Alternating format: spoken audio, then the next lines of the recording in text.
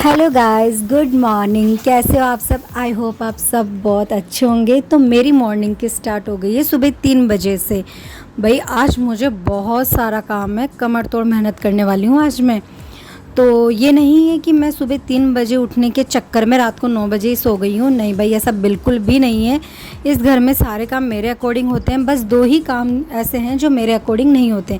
एक तो रात को सोना और एक मेरे साहब का ऑफिस से आना, वो उनकी मर्ज़ी के अकॉर्डिंग होता है। रात का जो मेरा सोने का काम है ना, वो मेरी बेटी के अकॉर्डिंग होगा। वो जब सोएगी तभी मैं सो पाऊँगी। और साहब का ऑफिस से आने का ये है कि मैं अगर उनको कॉल करके कहूँगी कि आप आ जाइए, तो वो मुझे मेरी तसल्ली के लिए बोल देंगे कि मैं 5 मिनट में आ रहा हूँ। पर उनका 5 मिनट 1 घंटा होता है। तो बस ये दो काम है ना, मेरे कंट्रोल में बिल्कुल भी नहीं है। तो रात को 11 बज गए थे सोते सोते, क्योंकि मुझे मोगू के टॉयज़ वगैरह सेट करने थे। फिर मैंने सोचा कि अब लेट तो हो ही गए हैं, सुबह पता नहीं कब नींद खुले। तो मैं घर का आधा काम रात को करके सोई थी। क्लीनिंग मैंने पूरी कर दी थी, बस मुझे झाड़ू पोछा करना था। जो भी अस्त व्यस्त सामान फैला हुआ था, कपड़े, मोगू के टॉयज़, वो मैंने रात को ही अच्छे से समेट दिए थे। और बस ये एक टेबल है जो वो रह गई थी, वो भी इसलिए क्योंकि रात को हम मेडिसिन लेते हैं, तीनों की ही चल रही है। तो ये टेबल थोड़ी सी बिखरी हुई है जो मैं अभी सेट करूँगी। और मेरा झाड़ू पोछा हो गया है कंप्लीट। और ये देखो 3:48 हो रही है।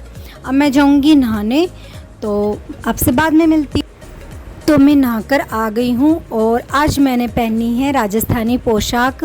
वैसे आज मेरा पहनने का था शेखावटी ड्रेस हमारी, जो मेरे साहब को बहुत पसंद है। बट है ना, मेरे पास यहाँ पे लहंगा कुछ अच्छा नहीं था। चुंदड़ी तो थी पर लहंगा नहीं था। तो फिर मैंने शेखावटी ड्रेस ना पहन के राजस्थानी ड्रेस पहनी। और इसमें भी मैं काफ़ी अच्छी लग रही हूँ, मुझे ये ड्रेस बहुत पसंद भी है। तो जैसे ही मैं नहा के निकली तो मैंने चने चढ़ा दिए थे कुकर में। और वैसे इसको ज़्यादा करने की ज़रूरत नहीं है, लास्ट मुझे एक सीटी लगानी पड़ेगी, क्योंकि मैंने कल दोपहर में भी नहीं, मॉर्निंग में 10 बजे चने भिगो दिए थे और सिर्फ एक सीटी लगाने की ज़रूरत थी। तो मेरे चने बन गए हैं और अब मैं साहब के लिए चाय बनाऊँगी। और साहब को भी मैं 4:30 बजे उठा रही हूँ, क्योंकि साहब ने मुझे कहा था कि मुझे भी उठा देना। और भाई, जो मैं जल्दी उठी हूँ वो रीज़न ये है कि जो माताजी का भोग लगेगा ना, वो 5:01 से लेके 6:15 के बीच में लगेगा। तो माताजी के भोग के लिए जो भी चीज़ें चाहिएगी ना, वो तो मुझे पहले बनानी है। जैसे कि चने हो गए, खीर, हलवा और पूरी। जो सब्जी है वो मैं बाद में बना लूँगी। जो मैंने कन्या बुलाई है, वैसे भी 10 बजे बुलाई है, तो उस चीज़ की मुझे जल्दी नहीं है। लेकिन जो माताजी का भोग लगेगा वो 6:15 से पहले लगेगा, इसलिए मैं इतनी जल्दी उठ के काम करी हूँ।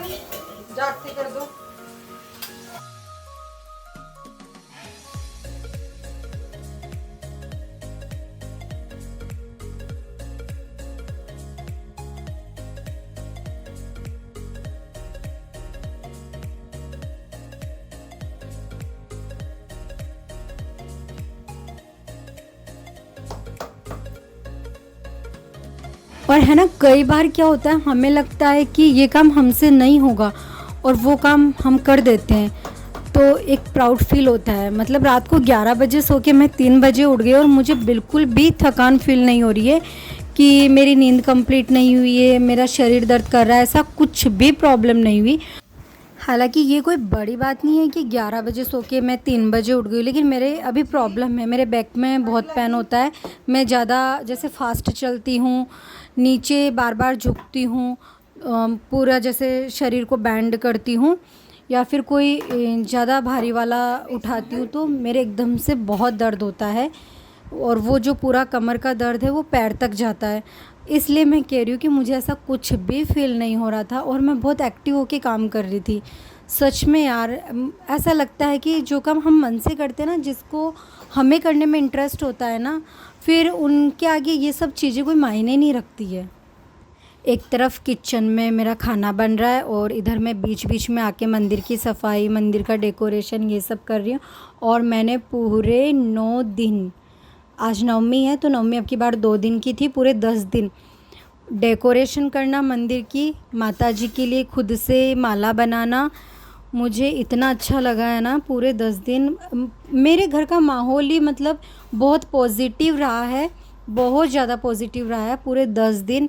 और ना घर में कोई टेंशन, मैंने खुद ने ये फ़ील किया है कि हम बहुत अंदर से हैप्पी रहे हैं। किसी भी बात की कोई टेंशन नहीं। मेरे घर में नवरात्रि के 10 दिन बहुत ही अच्छे से गए हैं। तो यहाँ साहब भी मेरी हेल्प करवा रहे हैं। साहब के पैर में थोड़ी सी चोट लगी हुई है भाई, वो क्रिकेट खेलने से लगी है, कोई इनका एक्सीडेंट वगैरह नहीं हुआ, इनकी क्रिकेट खेलने से चोट लगी है जिससे वो आराम से बैठ नहीं पा रहे। फिर मैंने कहा कि चलो मैं कर लूँगी। और नवरात्रि में मैंने एक चीज़ सीखी है कि हम जितना जल्दी उठते हैं ना, हम बहुत ज़्यादा एक्टिव होते हैं और पूरे दिन बहुत पॉजिटिव रहते हैं। तो जो मेरा फर्स्ट नवरात्रा था ना, उसमें मैं 4 साढ़े 4 के आसपास उठी थी। उसके बाद जितने भी नवरात्रे थे उसमें 4:30 5 साढ़े 4 5 इस टाइप से मैं उठी थी। और जो लगातार मैं 10 दिन इस टाइम का जो फॉलो कर रही हूँ ना, इस टाइम को रियली मुझे खुद में ऐसा चेंज लगा है कि मैं पहले बहुत आलसी टाइप में थी कि हाँ ठीक है 6 बजे उठती थी। ऐसे भी नहीं कि मैं बहुत लेट उठती थी, 6 बजे उठती थी। और उसके बाद जैसे गुड़िया का काम वगैरह करना स्कूल का, फिर साहब का ऑफिस का, उसके बाद खुद के लिए, तो वो खुद के लिए भी टाइम मुझे इतना नहीं मिलता था। लेकिन आप खुद ही सोच के देखिए, जहाँ लोग 7-8 बजे उठ रहे हैं और आप 5 बजे उठ रहे हो, तो आप ऑलरेडी उनसे 3 घंटे आगे चल रहे हो, आप खुद को ज़्यादा टाइम दे रहे हो। तो मैंने नवरात्रों में ये चीज़ सीखी है कि हम जितना जल्दी उठते हैं ना, उतने हम एक्टिव रहते हैं और उतना हमारे घर में पॉजिटिव माहौल बना रहता है। और वैसे माना जाए ना, तो जो घर की लक्ष्मी होती है ना, उसको तो यार जल्दी उठना ही चाहिए, मेरा ये मानना है। और मैं इसको है ना रेगुलर करने वाली हूँ। मैं चाहे रात को कितना भी लेट सोऊं, मैं मॉर्निंग में 5 बजे उठने वाली हूँ। अगर लेट सोते हो तो आप दिन में रेस्ट कर सकते हो, लेकिन जो सुबह जल्दी उठ के जो फ़ायदा मिलता है ना, मैं उसको छोड़ना नहीं चाहती हूँ। तो मैं ये चाहती हूँ कि ये मुझ में रेगुलर रहे और मैं कोशिश भी करूँगी।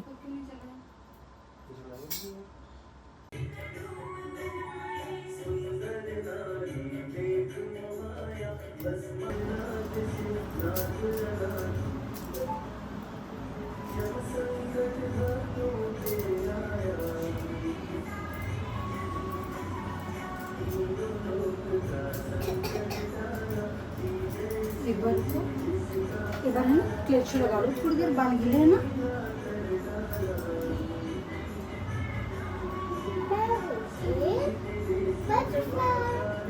नो, आज तो छोटी दुर्गा मैया बना रही हूँ आपको। वो अपने बचपन में ऐसे ही पहनते थे ना।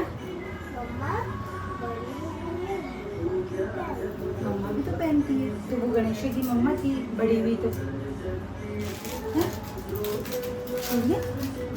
आपको बहुत पसंद है ना। रुको, ऐसे नहीं, हाथ में दर्द हो जाएगा। चलो रुको, तो मुझे देखने तो दो, आ रही है बिना लोशन के, नहीं आ रही है। अरे वाह।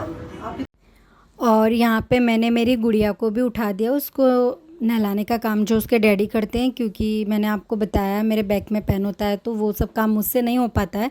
तो मैंने इसको प्रॉमिस किया था कि जब नवरात्रि आएंगे ना, लास्ट दिन होगा, तो मैं आपको दुर्गा मैया बनाऊंगी।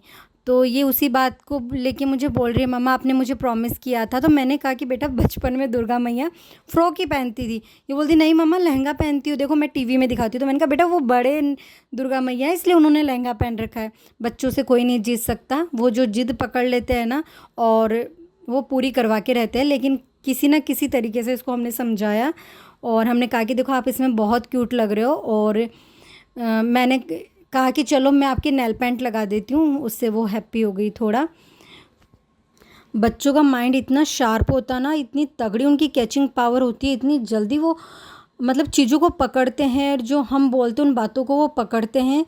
और ये जो मोगू की एज है ना, उसमें तो इतने क्वेश्चंस इसके माइंड में आते हैं ना, और ऐसे ऐसे आते हैं कि मैं तो जवाब भी नहीं दे पाती हूँ कई बातों का। फिर मैं इसको इसके डैडी के पीछे लगा देती हूँ, बेटा मुझे नहीं पता, अपने डैडी से पूछो।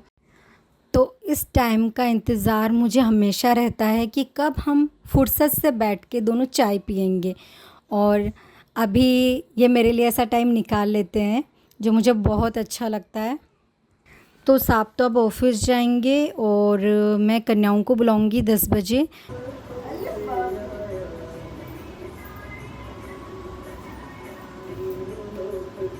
जाती नहीं है किसी के घर पे।